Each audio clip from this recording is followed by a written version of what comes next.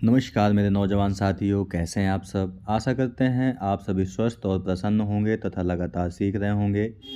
मैं Prem, assistant professor PSMPG college geography department Kannauj, आपका स्वागत करते हैं अपने YouTube channel geography with Prem में।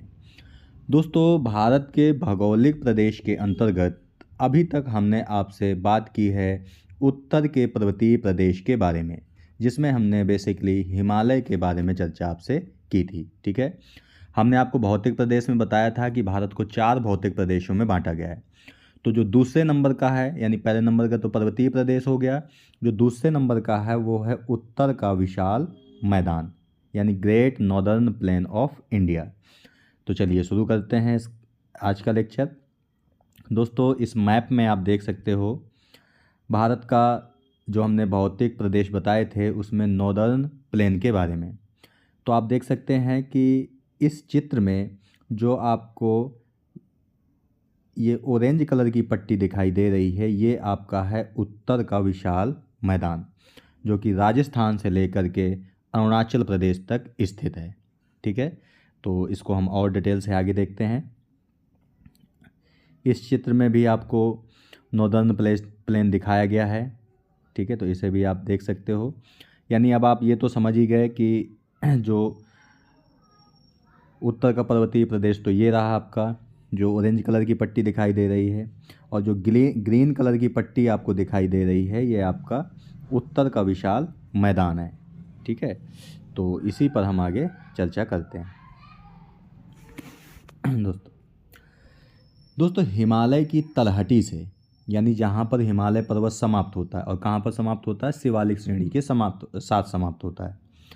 तो हिमालय की तलहटी से बंगाल की खाड़ी तक विस्तृत उत्तर भारत का विशाल मैदान, जिसे सिंधु गंगा के मैदान के रूप में भी जाना जाता है, यानी उत्तर के विशाल मैदान को सिंधु गंगा मैदान भी कहते हैं। क्यों? क्योंकि पश्चिम में सिंधु नदी बहती है और पूर्व में आपकी गंगा नदी बहती है। तो इन दोनों के मध्य में ही इसका विस्तार है, इसलिए सिंधु गंगा का मैदान भी इसे कहते हैं। भारत का एक विशाल और उपजाऊ भाग है। ये मैदान कई सदियों से सिंधु, गंगा और ब्रह्मपुत्र नदी प्रणालियों के अवसादों के निक्षेपण से निर्मित हुआ है। यानी कि नदी जब प्रवाहित होती है तो नदी अपने अपक्षय और अपरदन की प्रक्रिया के द्वारा जो अवसाद लेकर आती है उसे जमा करती हुई जाती है। तो इसी को क्या कहते हैं हम? अवसाद का निक्षेपण।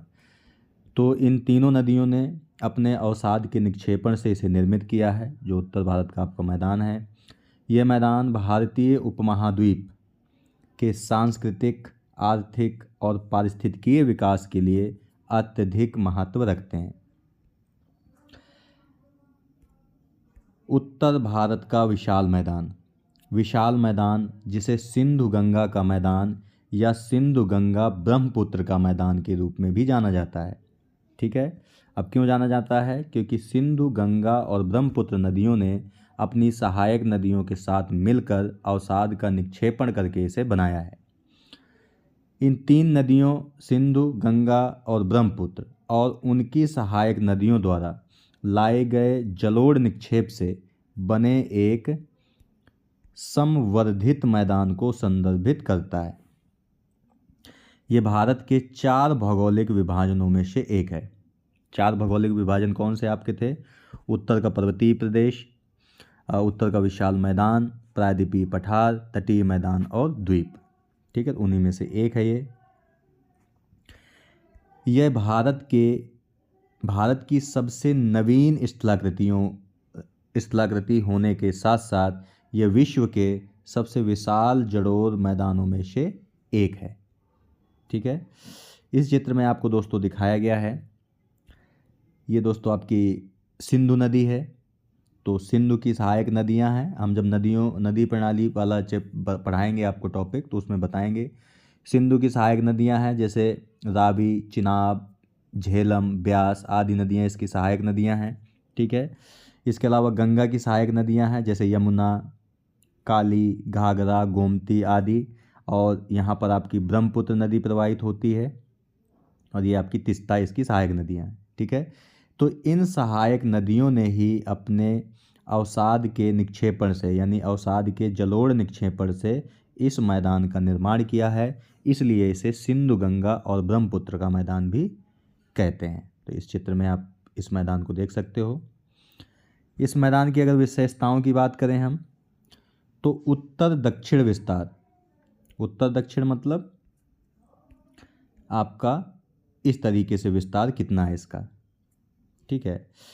तो उत्तर दक्षिण विस्तार, इनका विस्तार हिमालय के दक्षिण से लेकर प्रायद्वीपीय पठार के उत्तरी भाग तक है, ठीक है। पूर्व पश्चिम विस्तार देखें तो इनका विस्तार पश्चिम में सिंधु के मुहाने से लेकर पूर्व में गंगा के ब्रह्मपुत्र नदी में विलीन हो जाने तक है, ठीक है। यानी गंगा बाद में जाकर ब्रह्मपुत्र से ही मिलती है। सीमाएं अगर देखें तो उत्तर में शिवालिक पर्वतमाला, पश्चिम में रेगिस्तान यानी थार का मरुस्थल है जो हमारा, दक्षिण में प्रायद्वीपीय का पठार है और पूर्व में पूर्वांचल पहाड़ियों से घिरा हुआ है, ठीक है। इसकी कुल लंबाई की बात करें तो इस मैदान की कुल लंबाई 3200 किलोमीटर है, जिसमें से लगभग 2400 किलोमीटर भारत में और शेष बांग्लादेश में है।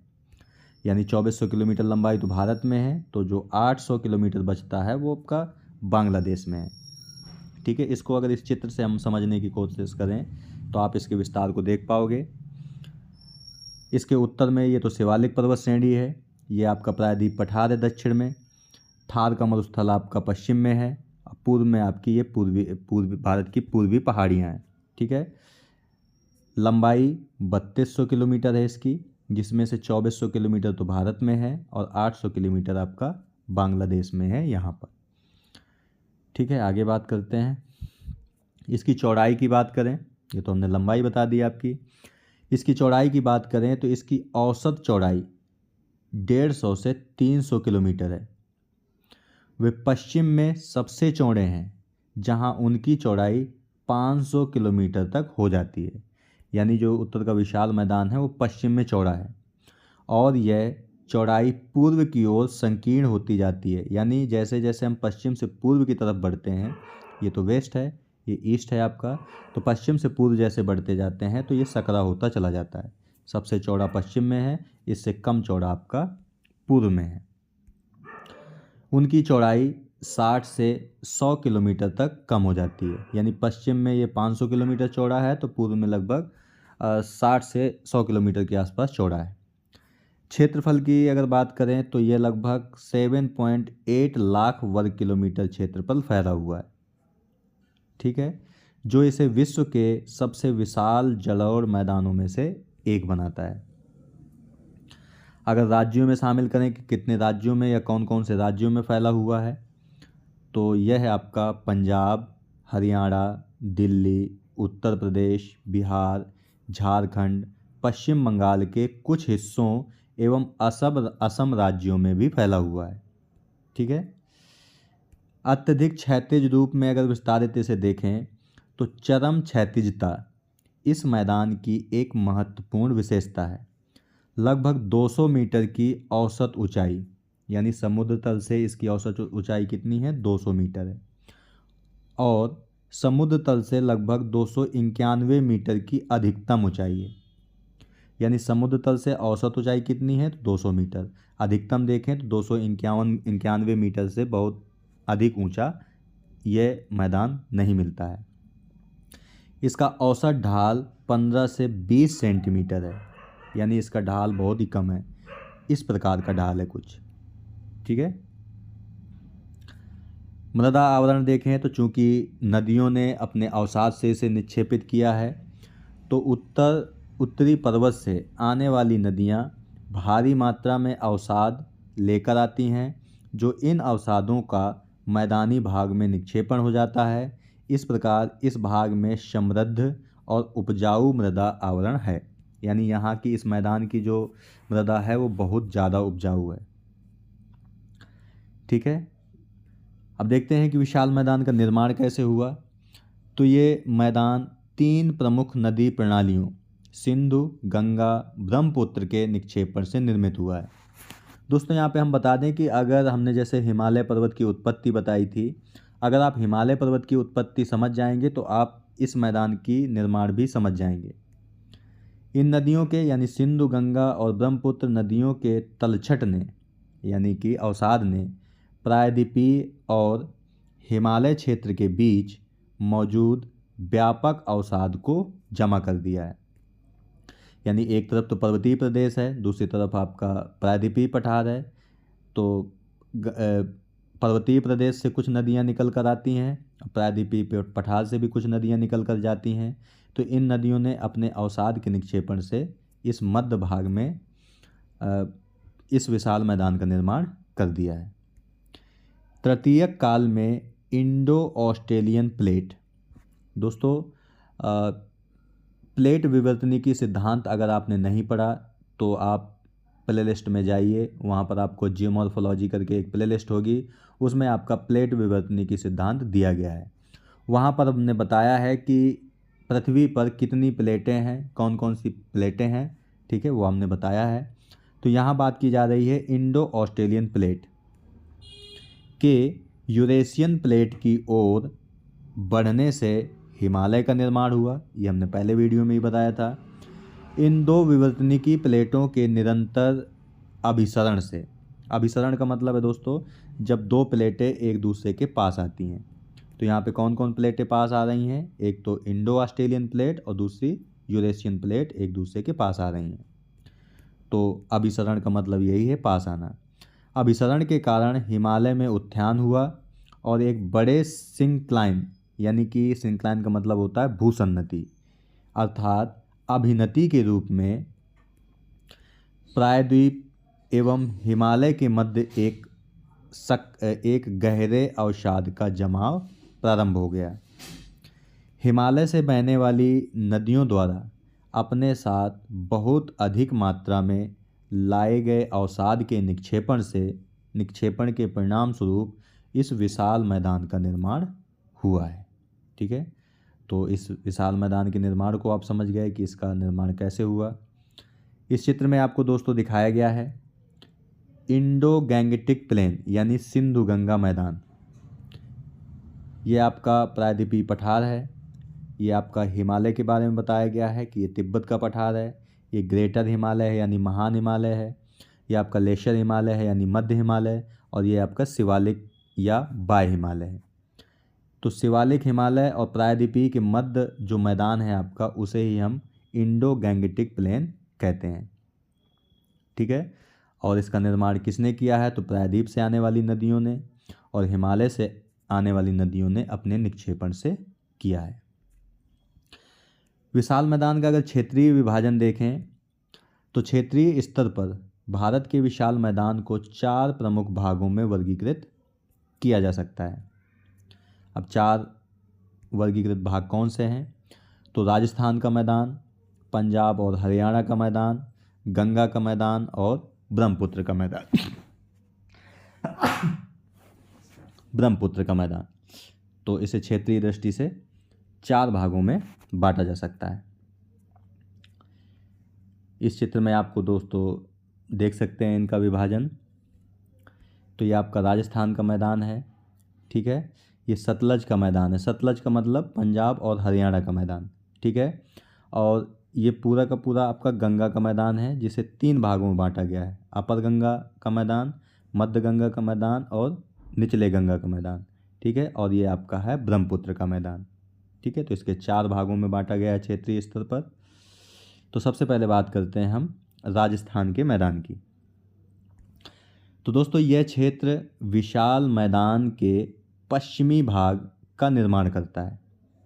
इसमें थार या ग्रेट भारतीय रेगिस्तान शामिल है, जिसे हम भारत में जो मरुस्थल है उसे हम थार का मरुस्थल कहते हैं, और जो कि पश्चिमी राजस्थान और पाकिस्तान के आसपास के क्षेत्र को कवर करता है। दोस्तों इस चित्र में आप देख सकते हैं, ये आपका राजस्थान का मैप है, ठीक है, और यहीं पर है आपका राजस्थान का मैदान। इसे और इस चित्र में भी आप समझ सकते हैं दोस्तों कि ये आपका पाकिस्तान है, ये आपका राजस्थान वाला एरिया है, ठीक है। तो ये आपके राजस्थान के मैदान के बारे में है। इस चित्र में राजस्थान का मैप दिखाया गया है, जहाँ पे बहुत सारी चीज़ें आप देख सकते हो। ये शुष्क मरुस्थल है, यानी जिसे हम थार का मरुस्थल कहते हैं। ठीक है, ये आपका अर्ध मरुस्थलीय प्रदेश है। ये अरावली पर्वत श्रेणी है आपकी।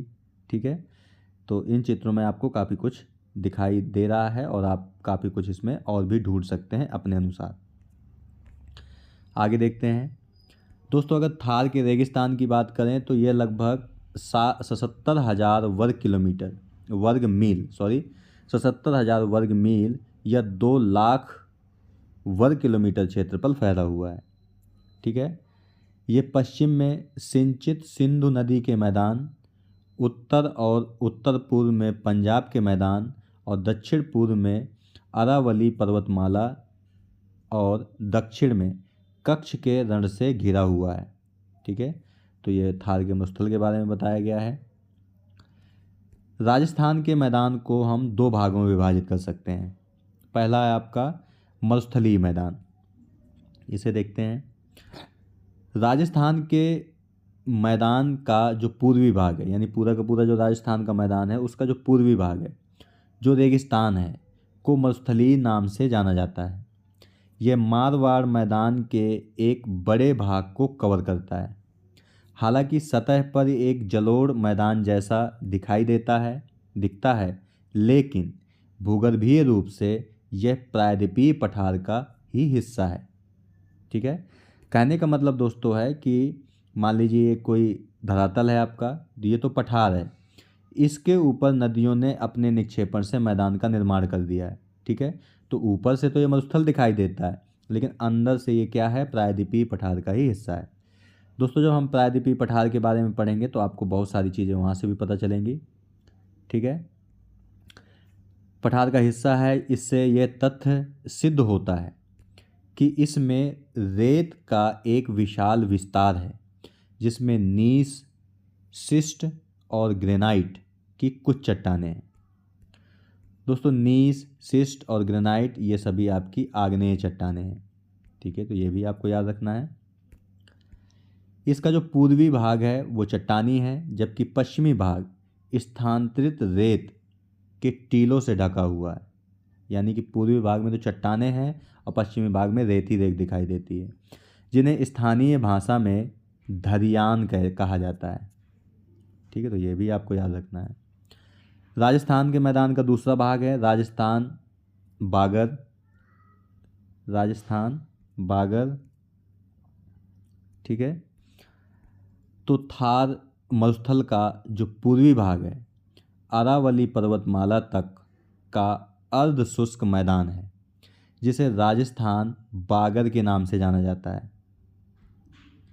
ठीक है, अरावली से निकलने वाली कई छोटी मौसमी धाराएं यानी कि नदियां इस क्षेत्र में बहती हैं और छोटे छोटे उपजाऊ क्षेत्रों का निर्माण करती हैं, जिन्हें रोही कहा जाता है। तो ये भी आपको याद रखना है कि राजस्थान में रोही किसे कहते हैं, तो छोटे छोटे उपजाऊ मैदानों को रोही कहा जाता है। लूनी नदी ऐसी ही एक धारा का उदाहरण है, जो अरावली के दक्षिण पश्चिम में बहती है और कच्छ के रण में विलीन हो जाती है। ठीक है दोस्तों, लूनी एक अस्थायी नदी है भारत की। ठीक है, जो कि वर्षा ऋतु में तो नदी की धारा के रूप में प्रवाहित होने लगती है, लेकिन इसके बाद वो सूख जाती है। लूनी के उत्तरी भाग को थाली या रेतीला मैदान कहा जाता है। थार मरुस्थल में कई खारी झीलें हैं, जैसे सांभर, डिडवाना, खाटू आदि। दोस्तों, इन झीलों के बारे में भी याद रखना है। कई बार पूछ लिया जाता है कि सांभर झील कहाँ है, तो राजस्थान में है। ये डिडवाना झील कहाँ है, तो वो भी आपकी राजस्थान में है, तो ये भी आपको याद रखना है। इसके बाद अगला मैदान है आपका पंजाब हरियाणा का मैदान। दोस्तों, यह राजस्थान के मैदान के पूर्व और उत्तर पूर्व की ओर स्थित है। यानी अगर दिशाओं की बात करोगे तो ये आपका तो पूर्व हो गया, ये आपका नॉर्थ ईस्ट यानी उत्तर पूर्व आपका ये है। मान लीजिए राजस्थान का मैदान ये है, तो इसके उत्तर और उत्तर पूर्वी भाग में पंजाब और हरियाणा का मैदान है। संपूर्ण मैदान पंजाब और हरियाणा राज्यों में उत्तर पश्चिम से दक्षिण पूर्व दिशा में 640 किलोमीटर की लंबाई में फैला हुआ है। तो लंबाई भी याद रखनी है आपको। इसकी औसत जो चौड़ाई है वो 300 किलोमीटर है, यानी लंबाई 640 किलोमीटर और चौड़ाई 300 किलोमीटर। दोस्तों इस मैदान में आपको पंजाब और हरियाणा के मैदान की लोकेशन दिखाई दे रही है। ये पूरे भारत का मैप है। यहीं पर आपका पंजाब हरियाणा है और पंजाब हरियाणा में ही आपका ये मैदान है। ये आपका राजस्थान है, ठीक है। तो ये भी आपको याद रखना है। इसके अलावा इन मैप्स में आप देख सकते हो और अन्य देशों की लोकेशन देख सकते हो। ये अफ़गानिस्तान है, पाकिस्तान, चाइना, भूटान, नेपाल, म्यांमार, बांग्लादेश, ठीक है। इसके अलावा ये आपका नीचे श्रीलंका है और ये आपका मालदीव है। यहाँ पे बंगाल की खाड़ी, अरब सागर और ये आपका हिंद महासागर यानी इंडियन ओशन। तो दोस्तों जो पंजाब और हरियाणा का मैदान है इसका ढलान दक्षिण पश्चिम की ओर धीरे धीरे नीचे की ओर है, अतः इस क्षेत्र में नदियाँ एक ही दिशा में बहती हैं। मैदान अधिकतर भाग गाद से बना है, तो ये भी आपको याद रखना है, किससे बना है, गाद से बना है, और इसलिए मिट्टी छिद्रपूर्ण है, यानी कि छिद्र पाए जाते हैं। नदी के किनारे के आसपास का मैदानी भाग जो नवीन जलोढ़ के निक्षेपण द्वारा निर्मित होता है उसको बेट कहा जाता है। तो ये भी आपको याद रखना है कि मान लीजिए कोई नदी बह रही है, ठीक है, और नदी के किनारे आसपास जो आपका जलोढ़ मैदान विकसित होता है उसे क्या कहते हैं, बेट कहते हैं। मैदान के तलहटी क्षेत्र जो बड़े पत्थरों, बजरी, रेत और मिट्टी से बने होते हैं उन्हें भाबर मैदान कहते हैं, ठीक है। तो ये भी आपको याद रखना है, भाबर मैदान कहते हैं के रूप में जाना जाता है। यह मिट्टी जल को नहीं रोक पाती। हरियाणा में यह पूर्व में यमुना नदी से घिरा है, यानी हरियाणा के पूर्व में यमुना नदी बहती है, तो यहाँ तक इसका विस्तार है। इस मैदान का जो निर्माण है, इस मैदान का पंजाब भाग 5 नदियों, जिसमें 5 नदियाँ कौन सी हैं, सतलज, ब्यास, रावी, चिनाब और झेलम के जलोढ़ निक्षेपों के परिणाम स्वरूप निर्मित हुआ है। यानी जो पंजाब का मैदान है उसको किन नदियों ने बनाया है, तो इन 5 नदियों ने बनाया है, ठीक है। यही कारण है कि पंजाब के मैदान को 5 नदियों की भूमि भी कहा जाता है, ठीक है। दोस्तों पंजाब नाम क्यों है, क्योंकि ये 5 नदियों से बना है। यहाँ पे बता दें कि 2 नदियों, यानी ये एक नदी ये है, एक नदी आपकी ये है, तो 2 नदियों के जो बीच का भाग होता है उसे हम क्या कहते हैं, दोआब कहते हैं। तो चूँकि पंजाब जो है वो 5 नदियों के मध्य में स्थित है, यानी 5 नदियों के बीच में स्थित है, या 5 नदियों ने इसे निर्माण किया इस मैदान का, इसलिए इसका नाम पंजाब पड़ा है। इस मैदान का पंजाब भाग मुख्य रूप से पूर्व से पश्चिम की ओर 5 दोआब, यानी 5 दोआब हैं। अभी हम बताएंगे कौन कौन से दोआब हैं। और दोआब किसे कहते हैं, तो दो संगम नदियों के बीच की भूमि, यानी 2 नदियों के जो बीच की भूमि है उसे दोआब कहते हैं। से बना है जो इस प्रकार हैं, यानी जो 5 दोआब हैं वो कौन कौन से हैं। सबसे पहला है आपका बिस्त जालंधर दोआब, और ये किन नदियों के बीच है, तो ब्यास और सतलज नदियों के बीच का भाग बिस्त जालंधर दोआब कहलाता है। बारी दोआब, ये ब्यास और रावी नदियों के बीच स्थित जो है उसे बारी दोआब कहते हैं। रचना दोआब, ये रावी और चिनाब के बीच का जो स्थित भाग है उसे रचना दोआब कहते हैं। दोस्तों आप यहाँ पे देख पा रहे हैं कि इन नदियों के पहले पहले शब्दों को उठाया गया है। जैसे ब्यास, यानी जैसे बिस्त है तो बी से आपका ब्यास हो गया और सा से आपका सतलज हो गया। जैसे बारी है तो बा से आपका ब्यास हो गया, रा से आपका रावी हो गया। रचना है तो रा से आपका रावी हो गया, चा से आपका चिनाब हो गया। तो ऐसे भी याद कर सकते हो आप। इसके बाद है चाज दोआब, ये चिनाब और झेलम के बीच का भाग है।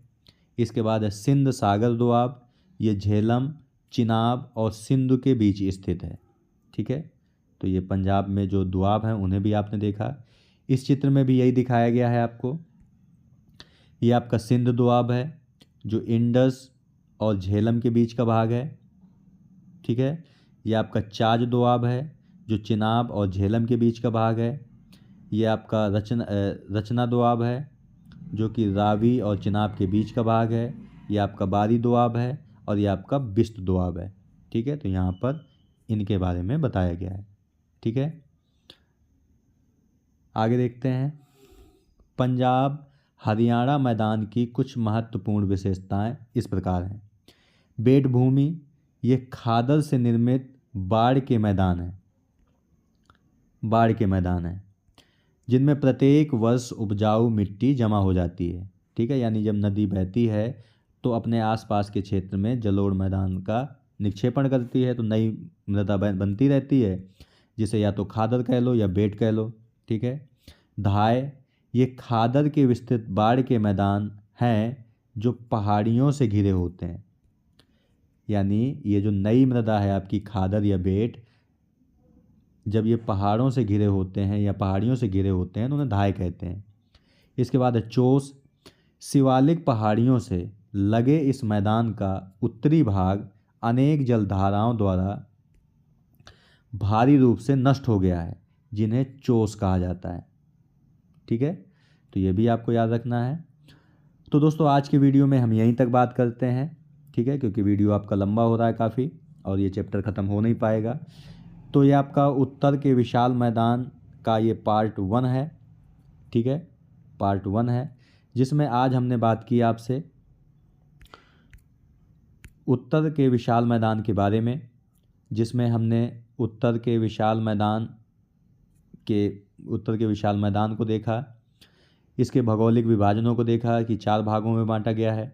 ठीक है, इसके बाद विशाल मैदान की कुछ विशेषताएं बताई कि उसकी चौड़ाई, लंबाई, ऊंचाई और ढाल वगैरह बताया। इस विशाल मैदान का निर्माण कैसे हुआ ये भी आपको बताया। ठीक है, इसके बाद हमने विशाल मैदान के क्षेत्रीय विभाजन को देखा, जिसमें 4 प्रमुख भाग किए: राजस्थान का मैदान, पंजाब हरियाणा का मैदान, गंगा का मैदान और ब्रह्मपुत्र का मैदान। इसके बाद हमने राजस्थान के मैदान के बारे में चर्चा की आपसे। इसके बाद हमने पंजाब हरियाणा के मैदान की बात की हमने। ठीक है, और पंजाब हरियाणा के मैदान में जो दोआब हैं आपके कई सारे 5 दोआब, उनके बारे में भी चर्चा की। ठीक है दोस्तों, तो आज के वीडियो में हम यहीं तक बात करते हैं। ठीक है, आपसे बात करेंगे नेक्स्ट वीडियो में उत्तर भारत के विशाल मैदान के पार्ट 2 के साथ। तब तक के लिए नमस्कार। और दोस्तों यहाँ पे बता दें कि PDF भी आपको अगले वीडियो में ही प्रोवाइड कर दिया जाएगा, इस लेक्चर का भी और अगले लेक्चर का भी। ठीक है दोस्तों, तो मिलते हैं आपसे नेक्स्ट वीडियो में एक नए इसी के पार्ट 2 के साथ। तब तक के लिए नमस्कार। आप प्रसन्न रहिए, खुश रहिए, मुस्कुराते रहिए और लगातार सीखते रहिए, कभी अपने लिए तो कभी अपनों के लिए। धन्यवाद। जय हिंद दोस्तों।